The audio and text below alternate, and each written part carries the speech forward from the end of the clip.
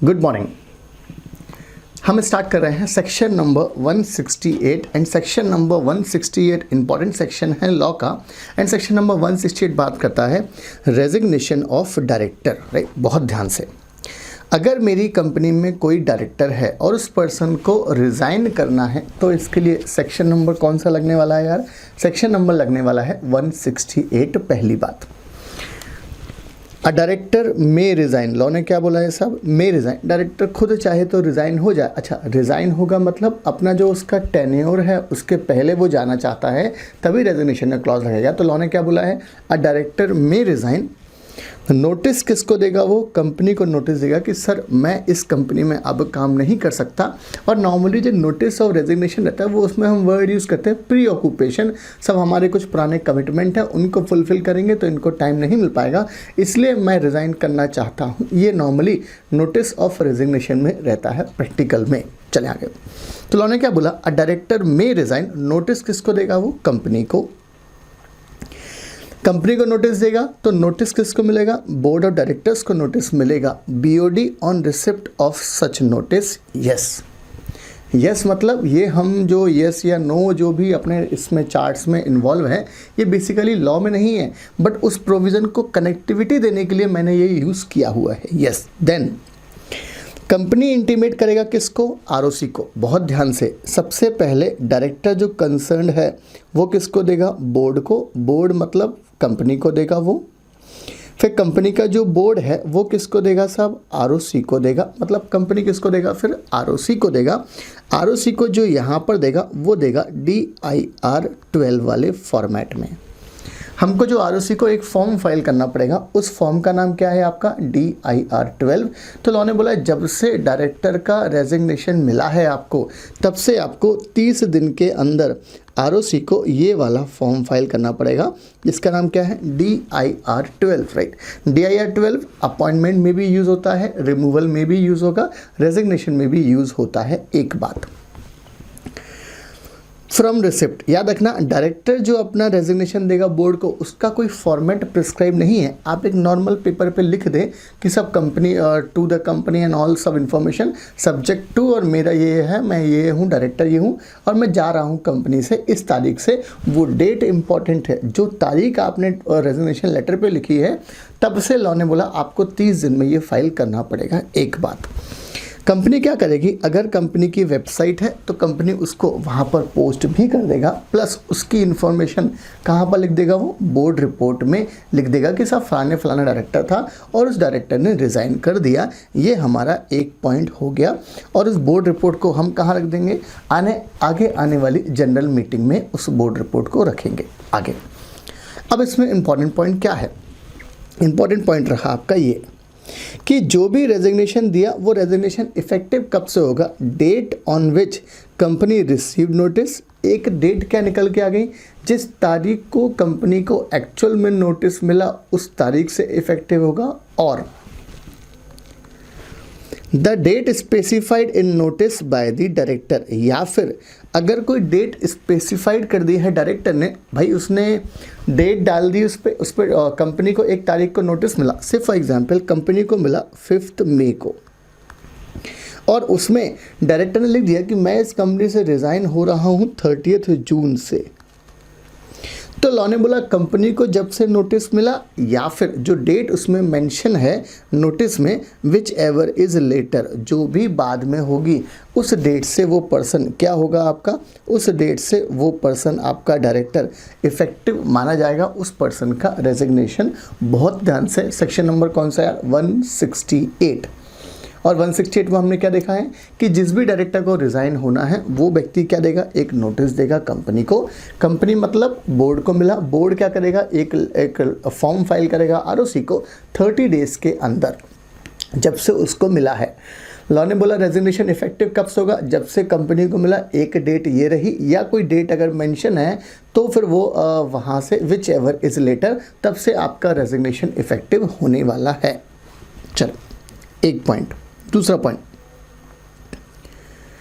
अगर सारे के सारे डायरेक्टर ने रिज़ाइन कर दिया, मेरी कंपनी में जितने भी डायरेक्टर हैं अगर सारे के सारे डायरेक्टर ने रिज़ाइन कर दिया, यस, देन प्रमोटर अपॉइंट करेगा required number of director as required by the law. Minimum director जो रिक्वायर्ड है एज पर सेक्शन 149 321 वाला कंसेप्ट, पब्लिक प्राइवेट ओपीसी वाला, तो लॉ ने बोला उतने डायरेक्टर फिर कौन अपॉइंट करेगा, प्रमोटर अपॉइंट करेगा। और प्रमोटर कहाँ लिखा है, सेक्शन नंबर 2 क्लॉज 69 में प्रमोटर की जो डेफिनेशन है वहाँ प्रमोटर शब्द है। आगे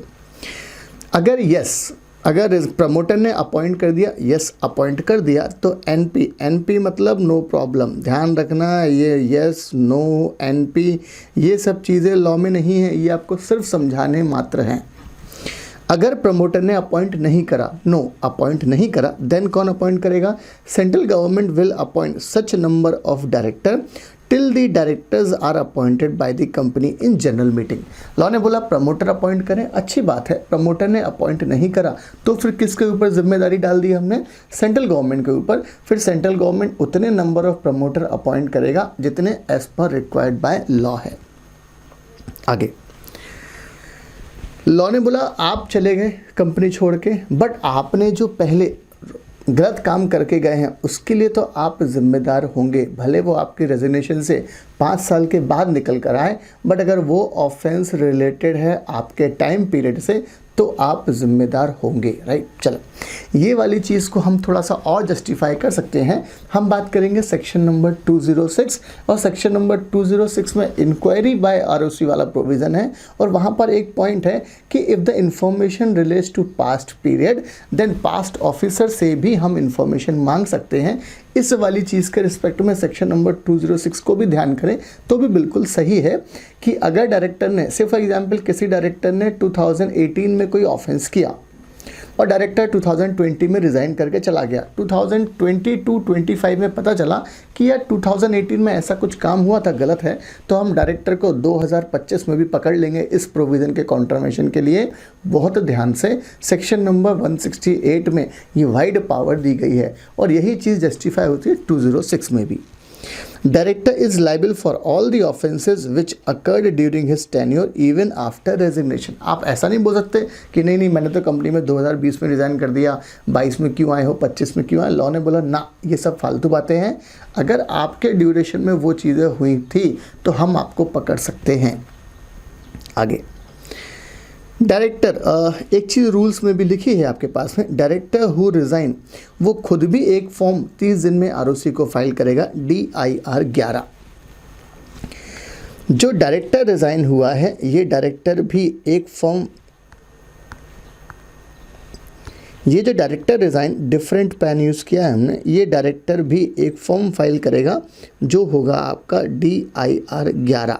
बहुत ध्यान से, डायरेक्टर एक फॉर्म डायरेक्टली आरओसी को, जो भी रिज़ाइनिंग डायरेक्टर है जो रिज़ाइन कर रहा है वो भी एक फॉर्म फाइल करेगा डायरेक्टली आरओसी को। फॉर्म नंबर क्या है, DIR 11, 30 डेज़ के अंदर along with the reason and fees. अब ये DIR 11 का क्या लॉजिक है साहब, लॉ ने ये बोला है, से फॉर एग्जांपल मैंने रिज़ाइन कर दिया आज कंपनी से और आज से 30 दिन में कंपनी को फाइल करना है DIR 12, कंपनी ने फाइल नहीं करा, कंपनी की इंटेंशन नहीं है फाइल करने की, तो इससे होगा क्या, मेरा नाम MCA की वेबसाइट पर कंपनी के मास्टर डेटा में हमेशा दिखता रहेगा। याद रखना, जब तक आपने DIR 12 फाइल नहीं किया, आपने मतलब कंपनी की जिम्मेदारी है, तब तक उस कंसर्न डायरेक्टर का नाम कहाँ पर दिखता रहेगा, MCA के डेटाबेस में। तो लॉ ने बोला भाई आपको पता है कि आपने रिज़ाइन कर दिया, कंपनी ने फाइल नहीं करेगी, या कोई यहाँ पर डिस्प्यूटिंग मैटर है, तो इन वाले केस में एक अच्छी बात है कि भाई DIR 11 आप फाइल कर दो वहाँ पर। इससे क्या होगा, आरओसी को एक इंटीमेशन रहेगी कि डायरेक्टर कंसर्न ने तो अपनी तरफ से रिज़ाइन कर दिया, अब जिम्मेदारी किसकी थी, कंपनी ने, और कंपनी ने डिफ़ॉल्ट किया है DIR 12 फाइल करने के लिए। तो एक तरह से DIR 11 फाइल कर दिया, तो ये एक सेफ गार्ड है ये यहाँ पर प्रोविज़न के लिए, राइट। चले आगे,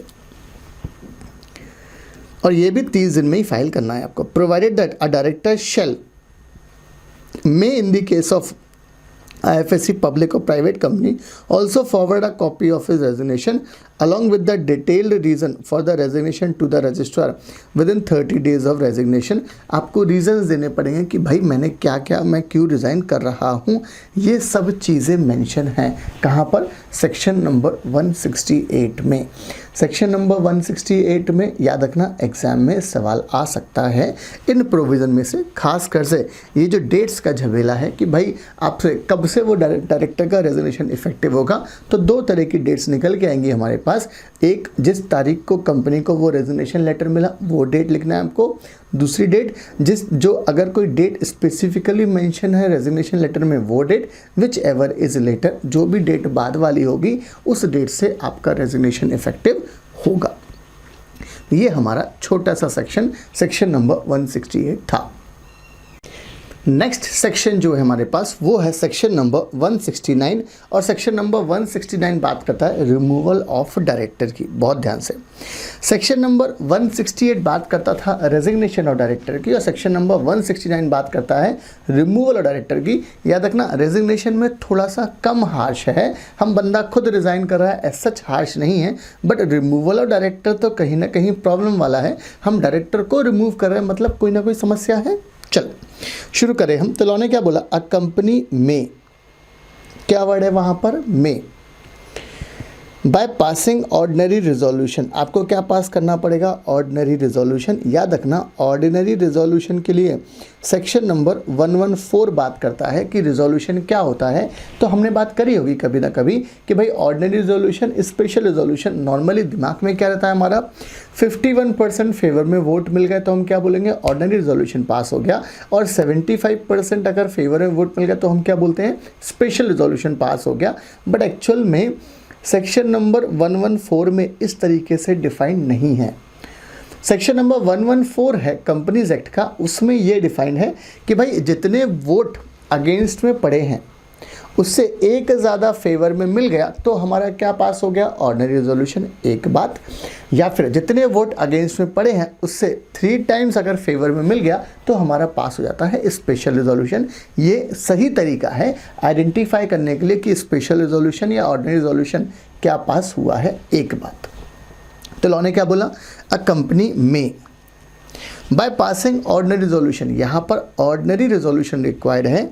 रिमूव कर सकते हैं हम डायरेक्टर को, बट किस किस डायरेक्टर को रिमूव नहीं कर सकते, एज पर सेक्शन 269, ऐसे डायरेक्टर को जो 242 में अपॉइंट हुआ है, मतलब director appointed by the tribunal. याद रखना अगर ट्रिब्यूनल ने अपॉइंट किया तो बॉस कोई ना कोई चीज़ टेक्निकल होगी, कोई ना कोई चीज़ इंपॉर्टेंट होगी, रेलिवेंट होगी, तो ही ट्रिब्यूनल अपॉइंट करता है। तो लॉ ने बोला ऐसे डायरेक्टर को रिमूव नहीं कर पाओगे, एक बात।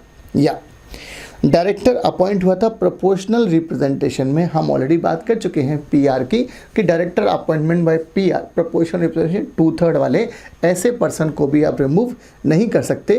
प्लस एक छोटी सी बात और है, आप नॉमिनी डायरेक्टर को भी रिमूव नहीं कर सकते अगर जिस एक्ट के तहत वो अपॉइंट हुआ है उस पर्सन को, तो उसको भी आप रिमूव वहाँ से नहीं कर सकते अगर ऐसा उस एक्ट में लिखा है तो।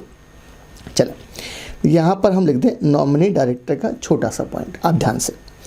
आपको अच्छा रिमूव करना है तो लॉजिकल है, before expiry of his time period opportunity of being heard आपको देनी पड़ेगी। ये हुआ हमारा एक तरह का पॉइंट। अब डायरेक्टर को रिमूव कौन कर रहा है यार, कंपनी रिमूव कर रही है। किसको, डायरेक्टर को रिमूव कर रहा है। तो लॉ ने बोला करो बिंदास, ऑर्डिनरी रिजोल्यूशन पास करो। 2 तरह के, इनफैक्ट 3 तरह के डायरेक्टर को रिमूव नहीं कर सकते। Section number 242 director appointed by tribunal, proportional representation वाला डायरेक्टर, या नॉमिनी डायरेक्टर अगर उसके प्रोविज़न ऑफ द एक्ट में जिसके तहत वो नॉमिनी डायरेक्टर अपॉइंट हुआ है उस एक्ट में लिखा है तो भी आप रिमूव नहीं कर सकते, एक बात। अब इंपॉर्टेंट चीज़, अगर आपको डायरेक्टर को रिमूव करना है देन आपको रिक्वायर्ड है स्पेशल नोटिस। थोड़ी सी बात करें, सब हम बात कर रहे हैं नोटिस की।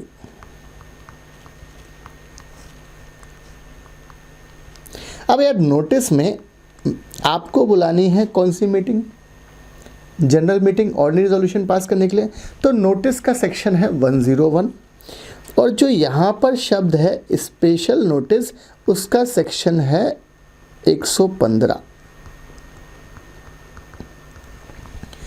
राइट। अब स्पेशल नोटिस के बारे में बात करें तो लॉ ने क्या बोला, स्पेशल नोटिस कौन देंगे, कुछ मेंबर्स देंगे। सबसे पहली चीज़ तो कुछ मेंबर्स देंगे। कुछ मेंबर मतलब कौन से नंबर ऑफ मेंबर, तो लॉ ने बोला ऐसे नंबर ऑफ मेंबर जिनके पास 1% of paid up share capital है, सॉरी वोटिंग पावर वाले हैं, जिनके पास 1% वोटिंग पावर है, और या फिर जिनके पास 5 लाख रुपए की पेड अप शेयर कैपिटल है। वो पर्सन जो भी आएगा इनमें से, राइट, जो भी यहाँ पर क्वालिफाई करता है तो लॉ ने बोला वो व्यक्ति देगा नोटिस, वो मेंबर्स देंगे नोटिस। मेंबर शब्द नहीं है।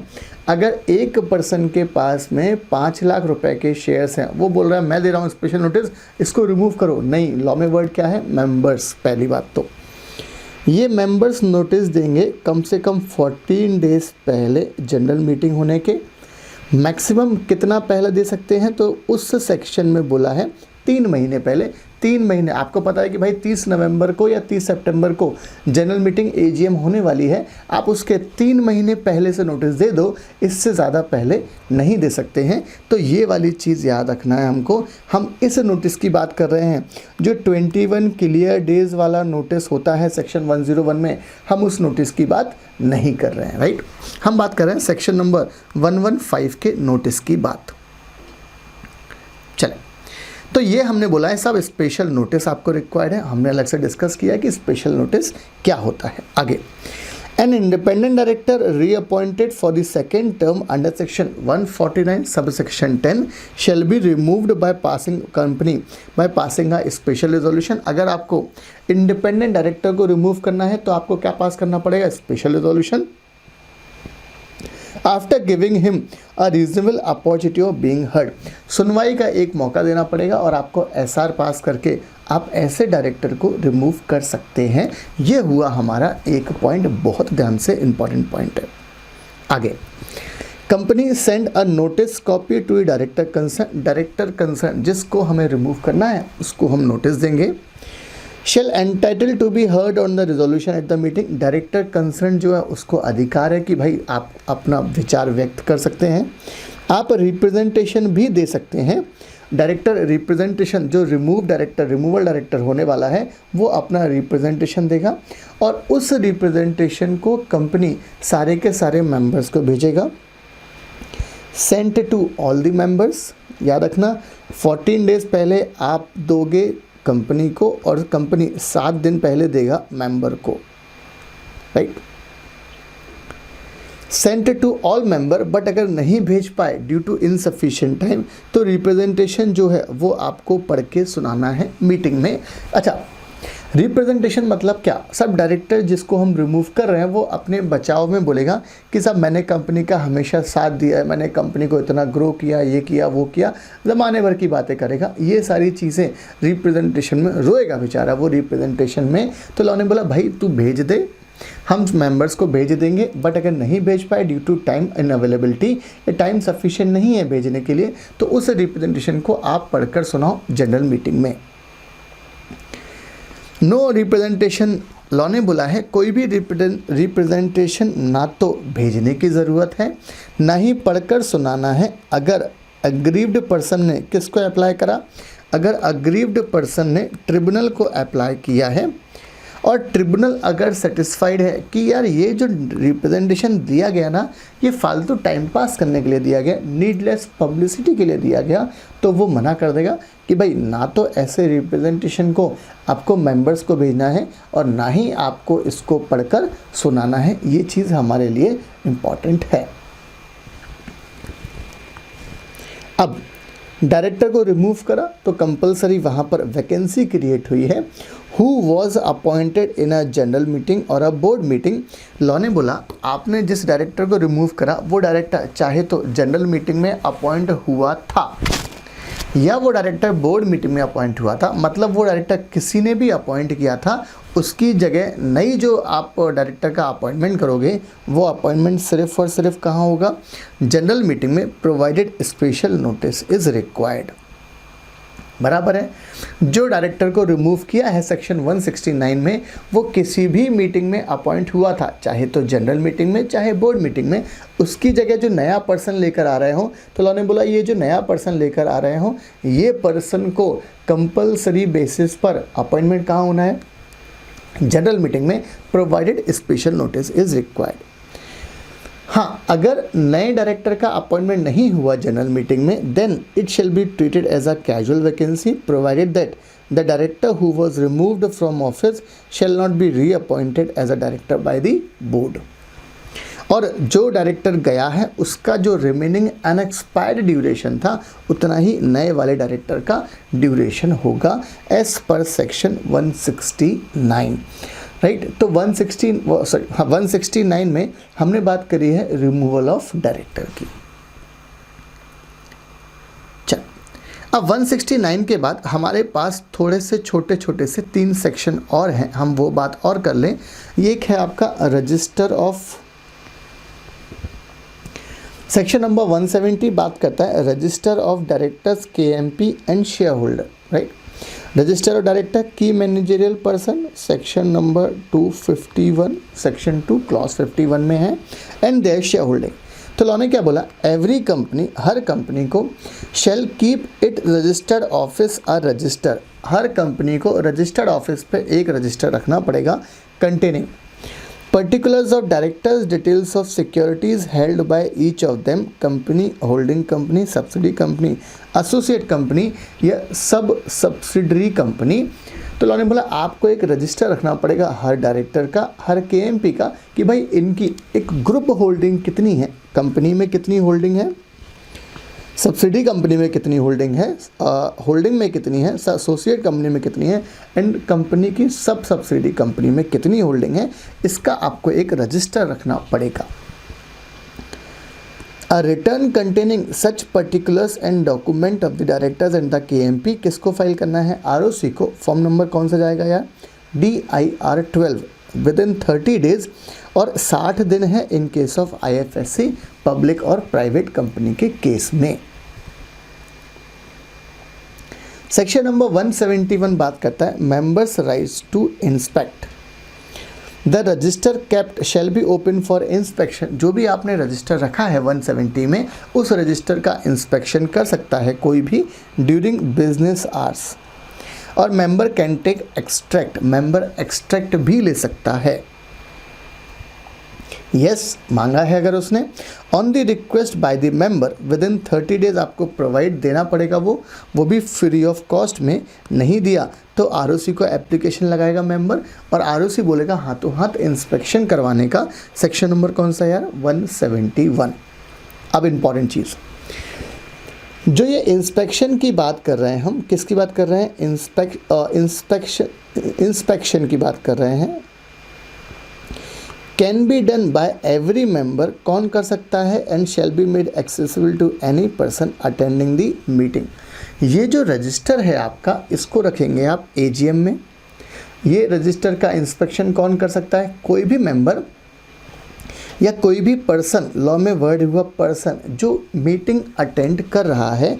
बहुत ध्यान से देखें, मतलब ये बात कर रहा है कि 105 में अगर प्रॉक्सी ने मीटिंग अटेंड करी है, राइट, सेक्शन नंबर 105 में अगर प्रॉक्सी ने अटेंड की है, तो वो प्रॉक्सी को भी अधिकार है मीटिंग में ये रजिस्टर को चेक करने का। सेक्शन नंबर कौन सा है, 171। Section 171, 170 shall not apply to a government company in which entire paid up share capital is held by central government, state government or any combination thereof। Law ने बोला इनके ऊपर ये प्रोविज़न अप्लाई नहीं होता। सेक्शन नंबर 172 में punishment दिया गया है कि भाई अगर सेक्शन, बहुत प्यारा सेक्शन है, अगर सेक्शन 149 से लेकर 172 में कोई स्पेसिफिक पेनल्टी नहीं है किसी डिफ़ॉल्ट के लिए, तो आप हमारे पास आए, हम आपको समाधान देंगे। कंपनी एंड ऑफिसर को हम निपटा देंगे। कितना पैसा ले लेंगे उनसे, 50,000 रुपये से लेकर 5 लाख रुपए तक का फाइन हम उनके ऊपर लगा देंगे। ये चीज़ हमारे लिए इम्पॉर्टेंट है। राइट। तो हमने बात करी सेक्शन नंबर 170 में रजिस्टर मेंटेन करो, 171 में मेंबर्स को अधिकार है इंस्पेक्शन करने का, और 172 में मिसलेनियस पेनल्टी का जिक्र है। चलिए हम बात कर रहे हैं सेक्शन नंबर 173, और सेक्शन नंबर 173 बात करता है नंबर ऑफ बोर्ड मीटिंग की। इनफैक्ट मीटिंग ऑफ बोर्ड की बात करता है, ढेर सारी चीज़ें हैं सब बोर्ड मीटिंग के रिस्पेक्ट में। चलें शुरू करें हम अपना कॉन्सेप्ट। सेक्शन नंबर कौन सा है हमारे पास? Meeting of board, section number 173। सबसे पहला पॉइंट लॉ ने बोला है नंबर ऑफ बोर्ड मीटिंग, आपको कितनी बोर्ड मीटिंग करना है ये कहाँ लिखा है? सेक्शन नंबर 173 में। सबसे पहली बात तो लॉ ने बोला है every company, right. Every company मतलब हर कंपनी, किसी भी नेचर ऑफ कंपनी हो, कैसी भी कंपनी हो, public company, private company, OPC company, ये कंपनी एग्जम्पशंस हैं, एग्जम्पशंस बाद में आएगी, बट फॉर द टाइमिंग एक शब्द को पकड़ें अगर हम, every company shall hold one board meeting with in 30 days of its incorporation. तो पहली बात क्या बोल रहा है लॉ कि भाई हर कंपनी को इनकॉर्पोरेशन होने से 30 दिन में एक बोर्ड मीटिंग करना है। एक बात, 4 बोर्ड मीटिंग करना है हर कैलेंडर ईयर में, राइट। हर कैलेंडर ईयर मतलब हम बात कर रहे हैं 1 जनवरी से लेकर 31 दिसंबर तक। आपको ये हुआ मेरा कैलेंडर ईयर, 1 जनवरी से स्टार्ट होगा, 31 दिसंबर तक ख़त्म होगा, इसको हम बोलेंगे कैलेंडर ईयर। एक कैलेंडर ईयर में 4 बोर्ड मीटिंग करना है, ये दूसरी बात, राइट। चलिए छोटी सी बात इसी के नीचे है, not necessary to hold at least 1 board meeting in every quarter of a year. बहुत ध्यान से, कंसेप्ट क्या है, ऐसा ज़रूरी नहीं है कि हर एक क्वार्टर में होना चाहिए। सेक्शन नंबर 173 में जो शब्द यूज़ करा गया है कि भाई एक साल में 4 बोर्ड मीटिंग, और साल मतलब कैलेंडर ईयर, बट ऐसा नहीं लिखा है सेक्शन 173 में कि हर एक क्वार्टर, जनवरी फरवरी मार्च में एक बोर्ड मीटिंग, अप्रैल मई जून में अगली मीटिंग, जुलाई अगस्त सितंबर एंड देन 1 मीटिंग, एंड अक्टूबर नवंबर दिसंबर में अगली मीटिंग। ऐसा नहीं मेंशन है कि भाई हर एक क्वार्टर में एक मीटिंग करना है, एक साल में आपको 4 बोर्ड मीटिंग करना है। ये चीज़ हमारे लिए इंपॉर्टेंट है। चलो आगे प्रोविजन में बोल रहा है gap between 2 consecutive board meeting should not be more than 120 days. 120 दिन से ज़्यादा का 2 बोर्ड मीटिंग के दरमियान, 2 बोर्ड मीटिंग के बीच में गैप 120 दिन से ज़्यादा नहीं होना चाहिए। ये हमारा कौन सा वाला प्रोविज़न है? सेकंड प्रोविज़न है इसका, ध्यान से। पहला क्या बोला है? इनकॉर्पोरेशन से 30 दिन में बोर्ड मीटिंग करना है। दूसरा क्या बोल रहा है? एक साल में, साल मतलब कैलेंडर ईयर में 4 बोर्ड मीटिंग करना है। ज़रूरी नहीं है क्वार्टरली बोर्ड मीटिंग ज़रूरी नहीं है, ऐसा 173 में कहीं नहीं मेंशन है, राइट। आगे 2 बोर्ड मीटिंग के बीच में gap does not exceed 120 days से ज़्यादा गैप नहीं हो सकता। आगे चले, आगे बोल रहा है लॉ में पार्टिसिपेशन ऑफ डायरेक्टर। ये जो बोर्ड मीटिंग है इसमें डायरेक्टर कैसे पार्टिसिपेट करेगा? लॉ ने बोला बॉस पर्सनली आप पार्टिसिपेट कर लो, कोई दिक्कत नहीं है, वीडियो कॉन्फ्रेंसिंग से कर लो, कोई प्रॉब्लम नहीं है, और कोई ऑडियो विजुअल मीन्स जो होता हो वैसे भी कर लो, बट याद रखना ऐसा तरीका आपको अपनाना है और कोई ऑडियो वीडियो मोड आपको अपनाना है which are capable of recording and recognising the participation of directors, date and time. सब चीज़ हम आइडेंटिफाई हो पाए उसमें, ये चीज़ आपको ध्यान में रखना है। इस तरीके से आपको पार्टिसिपेट करना है, राइट। चले आगे। तो हमने बात करी है भाई कितनी बोर्ड मीटिंग करना है? 2 बोर्ड मीटिंग के बीच में gap does not exceed 120 days से ज़्यादा का नहीं होना चाहिए। और डायरेक्टर किस तरीके से पार्टिसिपेट करेगा बोर्ड मीटिंग से? लॉ ने सब ऑप्शन दिया है। एक क्या है, पर्सनली कर लें, वीडियो कॉन्फ्रेंसिंग के थ्रू कर लें, या और कोई ऑडियो वीडियो मोड भी अपना सकते हैं, बट याद रखना उसमें आपको हम capable of recording and participation identify कर पाएँ डायरेक्टर्स का, और डेट एंड टाइम भी मैंशन हो। आगे बोर्ड मीटिंग करोगे तो कंपलसरी आपको नोटिस देना है। तो लॉ ने बोला है नोटिस देना है 7 दिन का, एटलीस्ट, क्या वर्ड लिखा है, कम से कम 7 दिन का आपको नोटिस देना है। किसको? To all the director. कहाँ पर देना है? At his address registered with the company. Director का जो एड्रेस है, अगर वो जो भी रजिस्टर्ड एड्रेस है कंपनी के पास, भले वो इंडिया का हो या बाहर का हो, आपको बोर्ड मीटिंग का नोटिस देना है। बहुत ध्यान से इस पॉइंट में से 2 पॉइंट निकल के आएंगे। पहला पॉइंट, क्या सारे के सारे डायरेक्टर को देना है? यस, सारे के सारे डायरेक्टर को बोर्ड मीटिंग का नोटिस देना है। इट मीन्स व्हाट, अगर कंपनी में ऑल्टरनेट डायरेक्टर है तो ओरिजिनल डायरेक्टर को भी नोटिस जाएगा और ऑल्टरनेट डायरेक्टर को भी नोटिस जाएगा।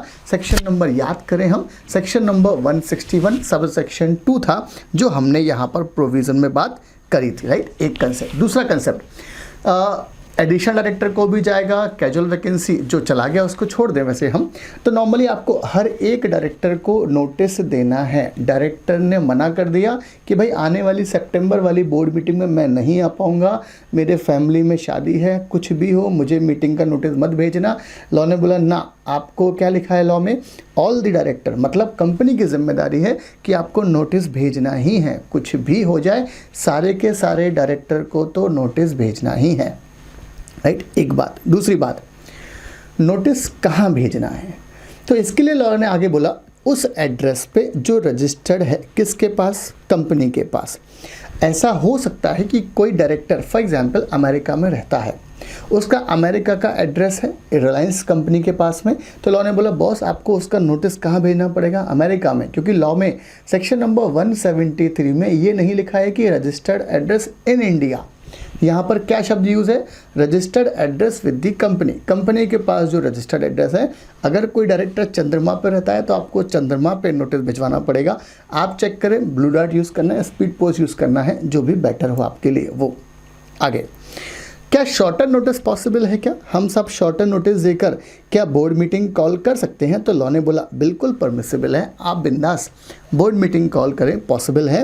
If at least 1 independent director shall be present, अगर आपकी कंपनी में इंडिपेंडेंट डायरेक्टर अपॉइंट करना कंपलसरी है एज पर सेक्शन 149 के हिसाब से, तो फिर उस बोर्ड मीटिंग में जो आपने शॉर्टर नोटिस देकर बुलाई है उसमें एक इंडिपेंडेंट डायरेक्टर प्रेजेंट होना चाहिए। एक बात, अगर इंडिपेंडेंट डायरेक्टर प्रेजेंट नहीं है तो भी लॉ ने बोला कोई दिक्कत नहीं, आप बोर्ड मीटिंग कर लीजिए।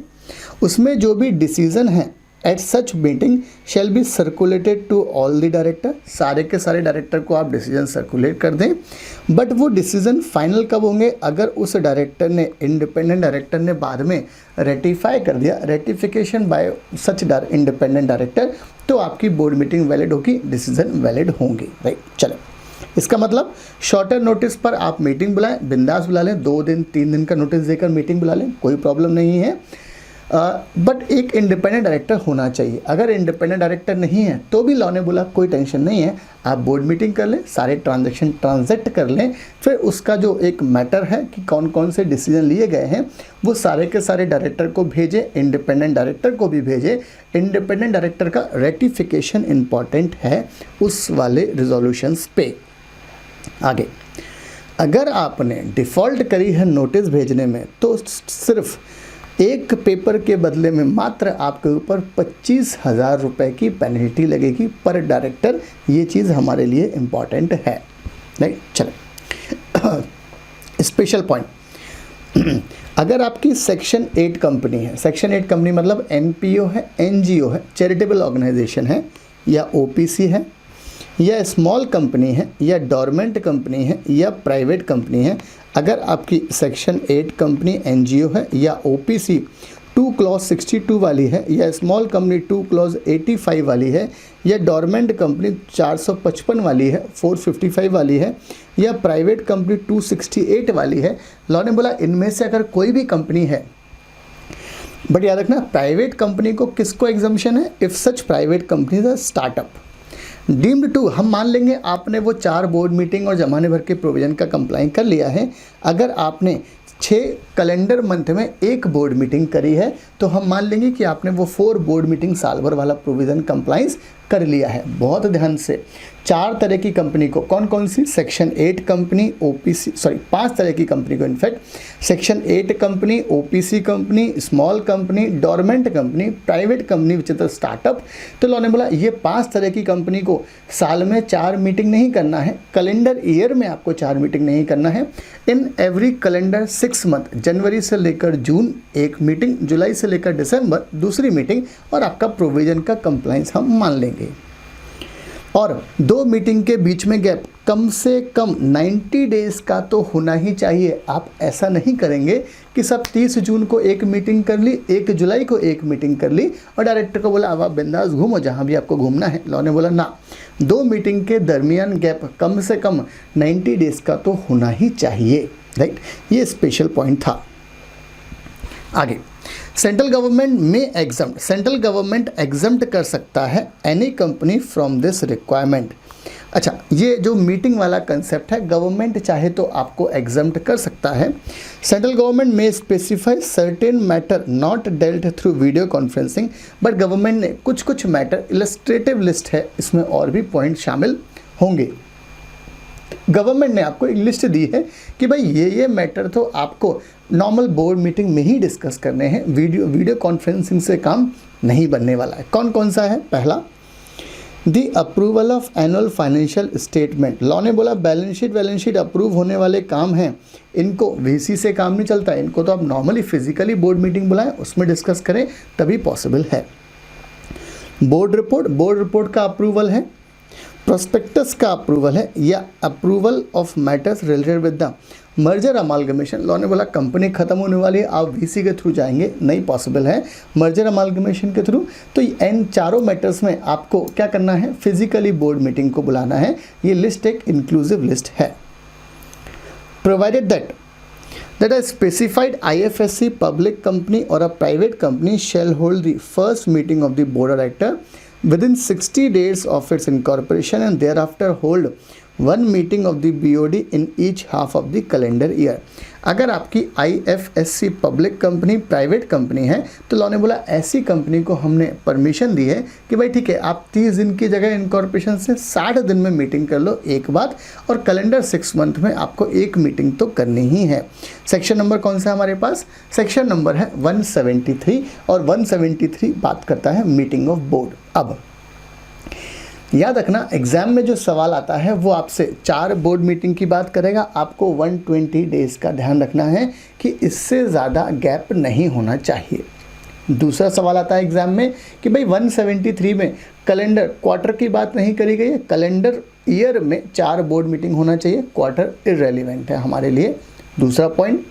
तीसरा पॉइंट है आपका नोटिस देना है 7 दिन पहले सारे के सारे डायरेक्टर को। बोर्ड मीटिंग होने की 7 दिन पहले आपको नोटिस देना है सारे के सारे डायरेक्टर को। ऑल द डायरेक्टर, एग्जाम में पूछेगा भाई ऑल्टरनेट डायरेक्टर को दिया, ओरिजिनल को नहीं दिया, याद रखना डिफ़ॉल्ट करा, 25,000 रुपये का फाइन लग जाएगा आपके ऊपर। शॉर्टर नोटिस भेजना पॉसिबल है, 3 दिन पहले नोटिस भेज दिया और कुछ कंप्लाइंस नहीं किया, बताएं नोटिस वैलिड है या इनवैलिड है? बिल्कुल इनवैलिड है। याद रखना उस मीटिंग में इंडिपेंडेंट डायरेक्टर प्रेजेंट होना चाहिए। अगर इंडिपेंडेंट डायरेक्टर प्रेजेंट नहीं है, राइट, तो लॉ ने बोला है आपको क्या करना है, मीटिंग का जो डिसीजन है वो सारे के सारे डायरेक्टर को सर्कुलेट कर दें, प्लस रेटिफिकेशन किससे रिक्वायर्ड है? इंडिपेंडेंट डायरेक्टर से, तब हमारा काम बनने वाला है। और 5 तरह की कंपनी को एग्जम्पशन दिया है हमने मीटिंग से। कौन कौन सी कंपनी है? सेक्शन 8 कंपनी, प्राइवेट कंपनी जो स्टार्टअप है, OPC, small company, dormant company. ये 5 तरह की कंपनी को हमने बोला है कि भाई आप एक काम करें, कैलेंडर 6 मंथ में जनवरी से लेकर जून में एक मीटिंग कर ले, जुलाई से लेकर दिसंबर में दूसरी मीटिंग कर ले, और 2 मीटिंग के बीच में गैप कम से कम 90 डेज़ का होना चाहिए। ये अलग से स्पेशल पॉइंट में एग्जम्पशन दी है इस प्रोविज़न में, राइट। ये हमारे पास सेक्शन नंबर कौन सा था आपका? Section number 173। सेक्शन नंबर 174 की, और सेक्शन नंबर 174 बात करता है quorum for meeting of a board, right. हम बात कर रहे हैं बोर्ड डायरेक्टर्स की जो मीटिंग होगी उसमें कोरम कितनी होगी, ये चीज़ हमारे लिए इंपॉर्टेंट है, और इसके लिए डील करता है सेक्शन नंबर 174, राइट। बहुत ध्यान से एग्जाम में प्रैक्टिकल क्वेश्चन आता है इस प्रोविज़न के ऊपर। चलें शुरू करें हम। तो लॉ ने बोला है मिनिमम कोरम को हमने कितना बोला है? शैल बी एटलीस्ट। याद रखना ये फिर से शब्द आया है, जैसा हमने देखा था 152 में वैसा ही यहाँ पर शब्द आया है एटलीस्ट। एटलीस्ट मतलब कम से कम। Shall be at least 1/3 of the total strength. जो भी मेरी कंपनी की टोटल स्ट्रेंथ है उसका कम से कम 1/3 होना चाहिए, या फिर 2 director whichever is higher. जो भी दोनों में ज़्यादा होगा वो हमारी कंपनी की कोरम होगी, राइट। इसका मतलब से फॉर एग्जांपल मेरी कंपनी की टोटल स्ट्रेंथ है मेरी कंपनी की 12 डायरेक्टर्स की, इसका निकाला हमने 1/3 तो आया 4 डायरेक्टर, और लॉ में है 2 director whichever is higher, तो हमारे पास कोरम कितनी आ गई यार, 4 डायरेक्टर की कोरम आएगी। ये हमारी, अच्छा इसको, ये कोरम को हमने बोला है जनरल कोरम, ये मैंने अपने शब्दों में इसको बोला है जनरल कोरम, ऐसा सच कोई लॉ में वर्ड नहीं है जनरल कोरम वाला, राइट। आगे आएगा वो हम स्पेशल कोरम बोलेंगे। एक चीज़ थोड़ा सा और इसमें हम चेंज करें, फॉर एग्जांपल मेरी कंपनी में सिचुएशन नंबर 2 क्या है, मेरी कंपनी में टोटल स्ट्रेंथ 10 है, तो 10 का हमने निकाला 1/3, फॉर एग्जांपल ये आया आपका 3.67 एक ऑप्शन, या फिर आया 3.33 एक ऑप्शन 3.67 और 2 विच एवर इज़ हायर, तो क्या होगा हमारे केस में 3.67, मतलब 4 की क्या मानेंगे हम कोरम, या फिर आया 3.33 और 2 विच एवर इज़ हायर, तो भी आंसर क्या आना है 4। याद रखना वर्ड क्या लिखा है लॉ में, एटलीस्ट, मतलब कोई भी फ्रैक्शन आएगा राउंड ऑफ करना है हायर डिजिट में 1 में, यहाँ पर आपको मैथ्स वाला कैलकुलेशन नहीं लगाना 0.5 वाला कि यार सर 3.33 है तो इसको हम लोएस्ट फिगर पे 3 पे ले चलें ना, ऐसा पॉसिबल नहीं होगा, क्योंकि लॉ में शब्द क्या लिखा है 3.33 एटलीस्ट, एटलीस्ट मतलब कम से कम इतना तो होना ही चाहिए। इसका मतलब ये है अगर आपने इसको 3.33 को 3 लिया तो क्या होगा वहाँ पर, तो वहाँ पर होगा ये कि आपका कॉन्ट्रावेंशन होगा सेक्शन नंबर 174 का, इसलिए आपको हायर फिगर ही लेना है अगर कुछ फ्रैक्शन में आता है तो, राइट। चले, तो ये तो हुआ हमारा कोरम का छोटा सा क्लैरिफिकेशन, एक पॉइंट। दूसरा, participation of the directors by video conferencing और by other audio video mode shall be conducted for the purpose of quorum। आपने पार्टिसिपेशन करना है वीसी के थ्रू या और कोई ऑडियो वीडियो मोड के थ्रू, तो लॉ ने बोला आप कर लो, shall be conducted for the conducted मतलब हम उसको काउंट करेंगे for the purpose of quorum, मतलब 3 डायरेक्टर हमारे पास हैं फिजिकल में, 1 डायरेक्टर है वीसी के थ्रू है, video conference through board meeting attend कर रहा है, लॉ ने बोला उस पर्सन को भी हम काउंट करेंगे, और अकॉर्डिंगली 4 बंदों की हमारी कोरम हो गई है। आगे, any fraction of a number shall be round off as 1, कोई भी फ्रैक्शन हो उसको हमें राउंड ऑफ करना है 1 पे। चले, तो हमने समझने के लिए इसको हमने नाम दिया जनरल कोरम, और अभी हम पढ़ रहे हैं इसको हमने नाम दिया स्पेशल कोरम। बहुत ध्यान से, ये तो हो गया हमारा जनरल कोरम। अब हम बात करें स्पेशल कोरम की बात। कंसेप्ट क्या होगा, तो लॉ ने बोला अगर इंटरेस्टेड डायरेक्टर, आईडी मतलब हम बात कर रहे हैं इंटरेस्टेड डायरेक्टर, अगर मेरी कंपनी में interested director is greater than equal to 2/3 of total strength है, टोटल स्ट्रेंथ ऑफ डायरेक्टर। अच्छा, ये टोटल स्ट्रेंथ मतलब director specified under, maximum director specified under article of association minus position vacant, right. तो हम क्या count करेंगे इसको, special total strength को काउंट करेंगे। अगर हम यहाँ देखना चाहें तो ये भी लिखा है total strength means what, shall not include director whose places are vacant, जिनकी प्लेस वैकेंट है उन पर्सन को हमें काउंट नहीं करना है, ये चीज़ आपको ध्यान में रखना है। अब तो हमने क्या बोला है, नेक्स्ट स्पेशल प्रोविज़न क्या है, स्पेशल कोरम के प्रोविज़न क्या है, एक कंडीशन डाल दी इन्होंने, ये हो गई हमारी कंडीशन, राइट। अब बहुत ध्यान से इसको देख लेंगे साहब, एग्जाम में कभी दिक्कत नहीं आएगी, सेक्शन नंबर 174 में, ये मेरी गारंटी है। लॉ ने क्या बोला, if interested director is greater than equal to 2/3 of the total strength of director, अगर ये यस होता है देन कोरम कितनी होगी, तो लॉ ने 2 ऑप्शन दिए हैं, number of disinterested director DID does not stand for dance India dance, इसका मतलब क्या है डिसइंटरेस्टेड डायरेक्टर, और 2 director whichever is higher, right. DID मतलब डिसइंटरेस्टेड डायरेक्टर, लिख दूँ वरना आप समझोगे, राइट। चलें अब ध्यान से हम एग्जाम्पल लें। फॉर एग्जाम्पल, अच्छा इंटरेस्टेड डायरेक्टर कौन होता है यार?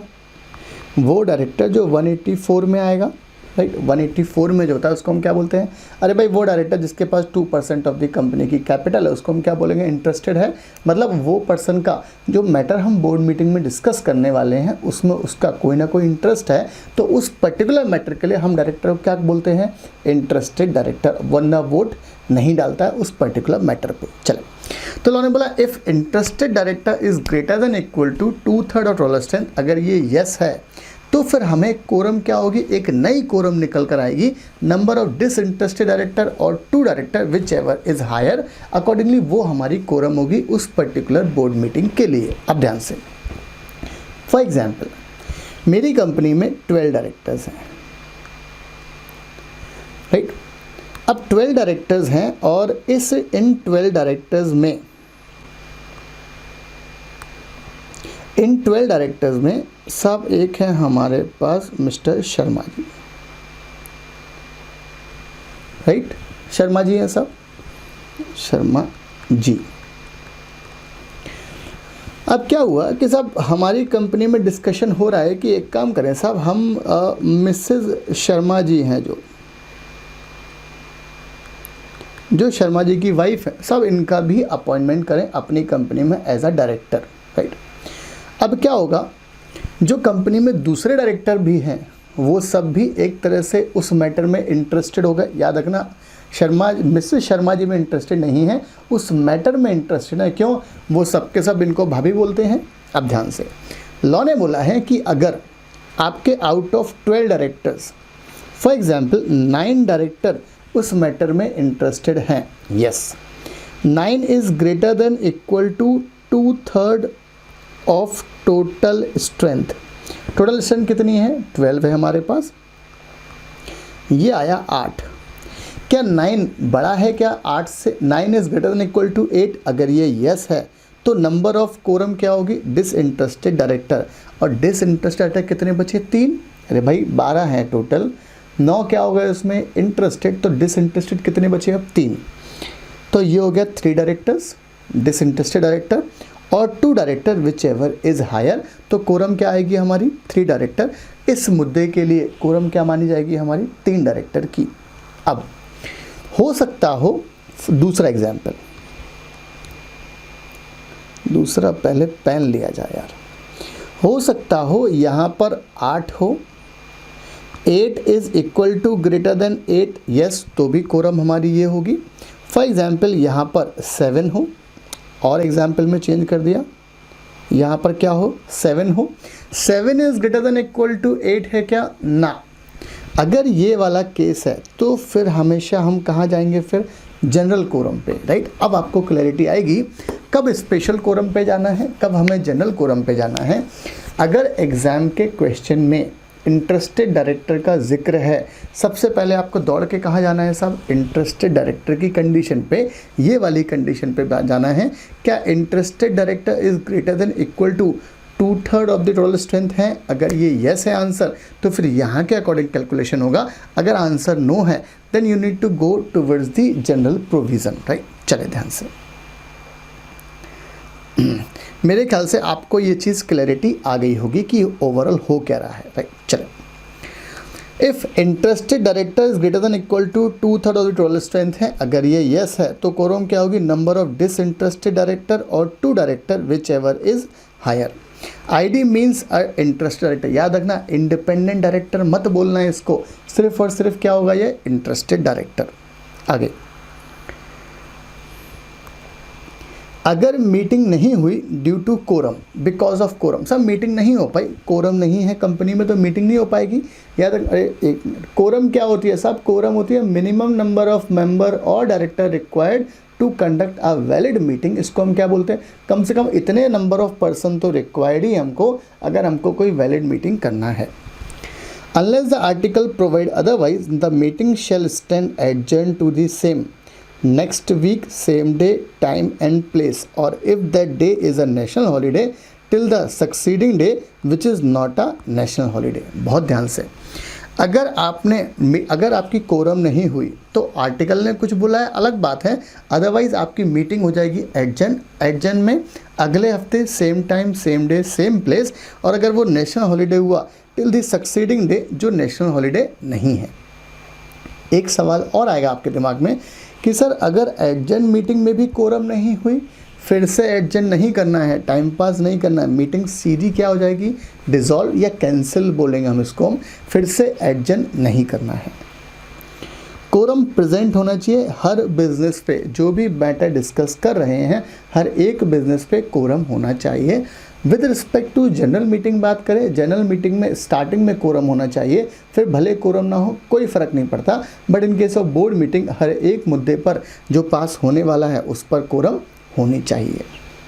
चले, अब हमने बीच में एक पॉइंट हमने स्किप किया था, हम ये वाले पॉइंट की बात कर रहे हैं। फॉर एग्जांपल, अगर मेरी कंपनी में नंबर ऑफ डायरेक्टर्स कम हो गए, कोरम रिड्यूस्ड बिलो प्रिस्क्राइब्ड, तो लॉ ने बोला अब जो फॉर एग्जांपल हमारी कंपनी में 3% की कोरम चाहिए, राइट, नहीं है पॉसिबल। अब क्या, एक डायरेक्टर की डेथ हो गई, तो लॉ ने बोला है जो दूसरे डायरेक्टर हैं वैसे तो उनको कोई राइट नहीं है, बट फिर भी वो कंपनी में कोई रिजोल्यूशन पास करेंगे सिर्फ 2 काम के लिए। Shall only act for the purpose of increasing the quorum, मतलब नए डायरेक्टर को अपॉइंट करेंगे तो कोरम इंक्रीज करेंगे, ये ऑप्शन है, या फिर वो जनरल मीटिंग कॉल करेंगे, इसके अलावा और किसी पर्पस के लिए वो काम नहीं कर सकते, राइट। चलो, सेक्शन नंबर 8 की एक अलग कहानी है, सब इनकी अलग ही कोरम चलती है। Quorum will be calculated as either 8 member मतलब 8 डायरेक्टर और 25% of total strength whichever is less. Sub section number 8 वाली कंपनी के लिए कोरम का अलग प्रोविज़न है। इन्होंने बोला है 8 मेंबर हो या 25% ऑफ द टोटल स्ट्रेंथ हो which ever is less, but minimum 2% तो होने ही चाहिए कोरम के लिए, राइट। और sub section 3 shall apply to a private company, IFSC public private company, with the exception that interested director may also counted towards quorum in such meeting after disclosure of interest under section 184। चल, तो ये हमारे पास छोटा सा provision section number 174 में हमने बात करी है quorum for a meeting of board. याद रखना 2-3 चीज़ें इंपॉर्टेंट है सेक्शन में से। पहला इंपॉर्टेंट चीज़, अगर एग्जाम में इंटरेस्टेड डायरेक्टर का कहीं भी शब्द मिला, सबसे पहले हम स्पेशल कोरम पे, एक चीज़ और, जनरल कोरम स्पेशल कोरम जो मैंने शब्द दिए हैं ये दोनों प्रोविज़न को, ये आपको एग्जाम में नहीं लिखना, ये सिर्फ समझने के लिए था, राइट। आपको जैसे ही एग्जाम में आपको क्या वर्ड मिला, स्पेशल कोरम, हाथों हाथ आपको कहाँ भागना है, स्पेशल कोरम के प्रोविजंस पे। अगर एडजन मीटिंग नहीं हुई, एडजन मीटिंग में भी कोरम नहीं आई है, तो फिर से एडजन नहीं होगी, मीटिंग हो जाएगी, डिसॉल्व हो जाएगी, कैंसिल हो जाएगी, ये प्रोविज़न इंपॉर्टेंट है, राइट।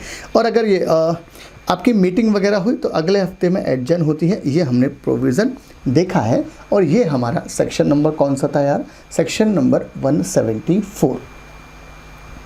बात कर रहे हैं सेक्शन नंबर 175 की, और सेक्शन नंबर 175 ज़्यादा इंपॉर्टेंट बड़ा सेक्शन नहीं है, but then to exam point of view से काम का सेक्शन है। सेक्शन नंबर 175 बात करता है passing of resolution by circulation. इसका मतलब क्या है, इन एनी केस अगर डायरेक्टर फिजिकली प्रेजेंट नहीं हो पा रहे हैं तो आपके पास एक दूसरा ऑप्शन है कि आप सर्कुलेशन करके आप रेजोल्यूशन पास कर सकते हैं, राइट। मतलब आप क्या करें, एक ड्राफ्ट बनाएं, जो भी आपको मैटर एजेंडा डिस्कस करना है बोर्ड मीटिंग में उसका एक ड्राफ्ट बनाएं, उस ड्राफ्ट को सारे के सारे डायरेक्टर्स को भेज दें, डायरेक्टर्स उसको पढ़ेंगे, उस पर वो जवाब देंगे और आपको वो कंपनी को वापस भेजेंगे।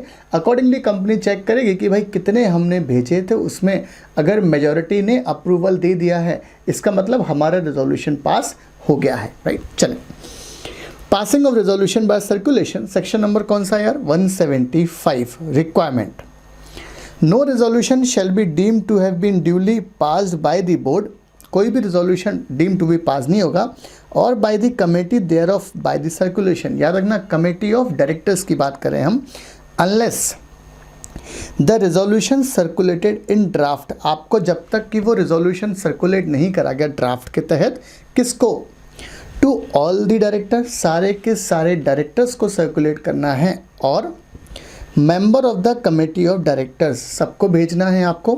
कहाँ पर भेजना है? इनके रजिस्टर्ड एड्रेस पे। वो भी कौन से वाले रजिस्टर्ड एड्रेस पे? वो रजिस्टर्ड एड्रेस पे जो इंडिया में है।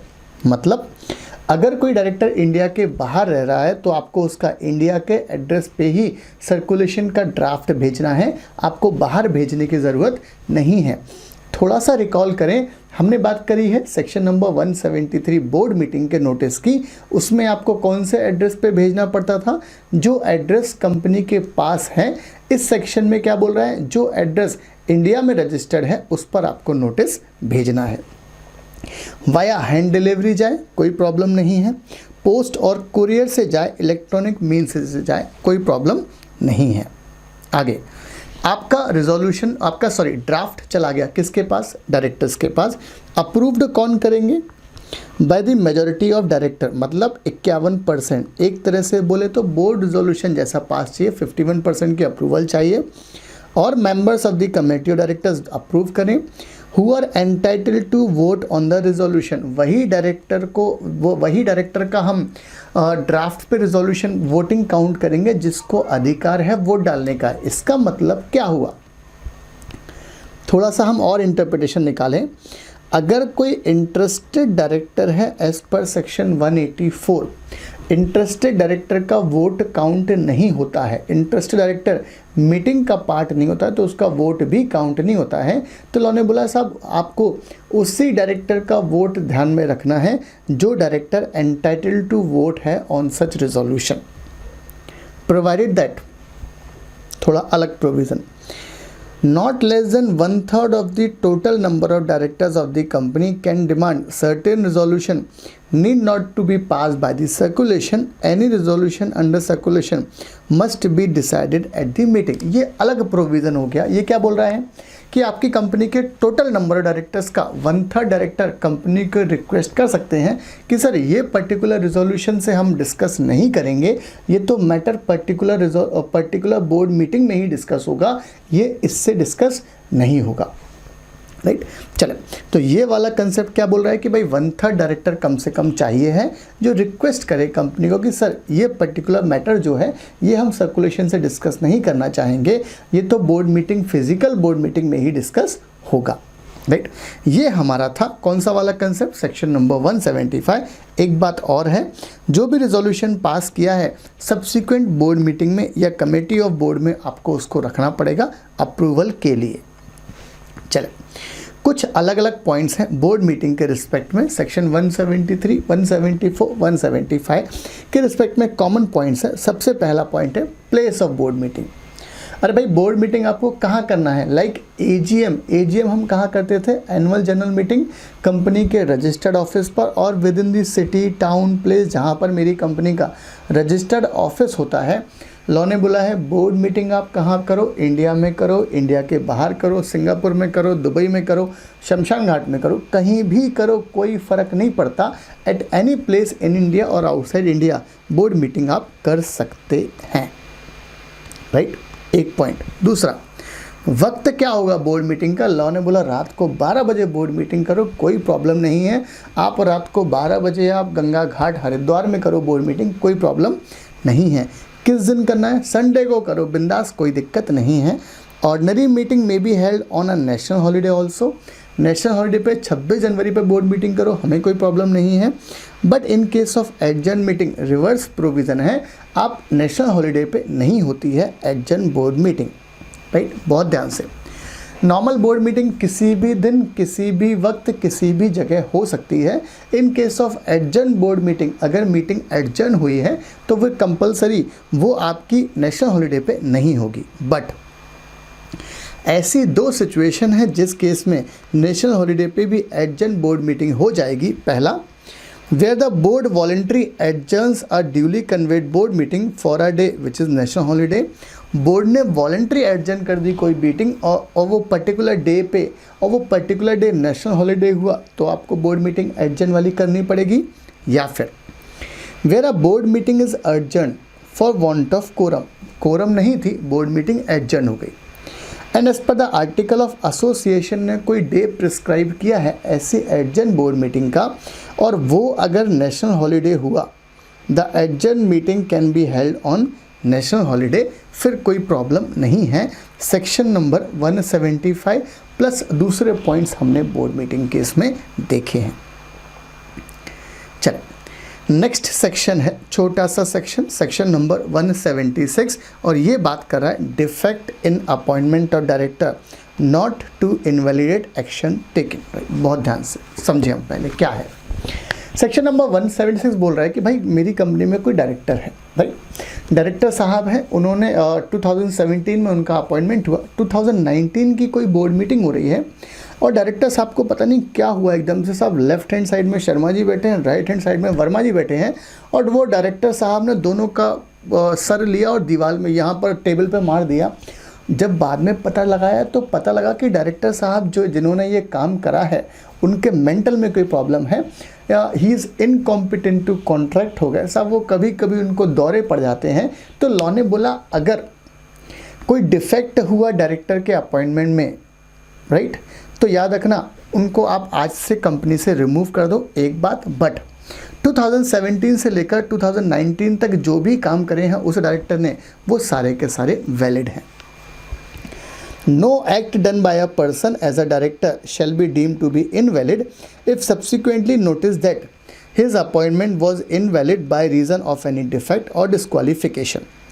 After notice of above fact, all act done by the director shall remain.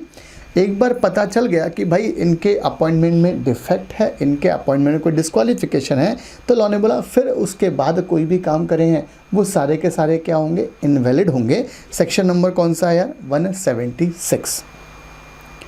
179 और 179 बात करता है power of board.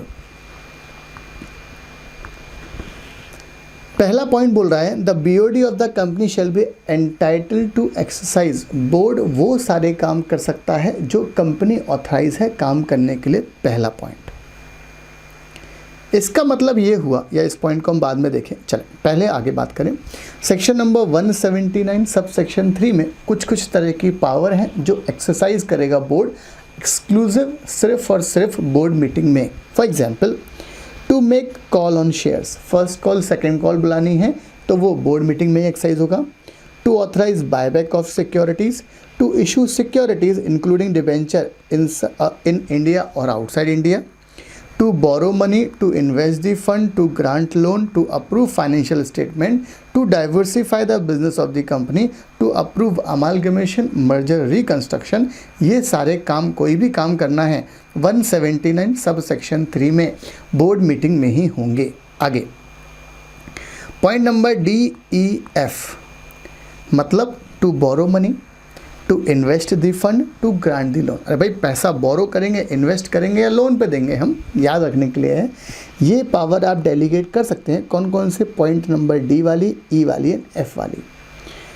The board में by resolution pass at the meeting delegate करेगा कमेटी ऑफ डायरेक्टर्स को, MD या मैनेजर को, या फिर any other principal officer of the company, किसी को भी डेलीगेट कर सकता है। अब हम ये पढ़ें, लॉ ने बोला है जो भी पावर ऑफ मैनेजमेंट है वो जनरली बोर्ड को दी गई है। इट मीन्स बोर्ड को सिर्फ पावर है ये काम करने की।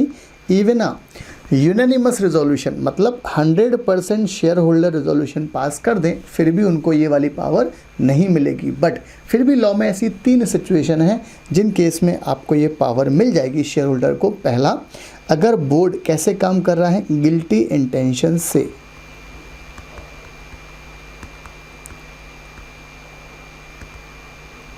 Where the board is incompetent to contract, अगर बोर्ड क्या है, incompetent to contract एक्ट है।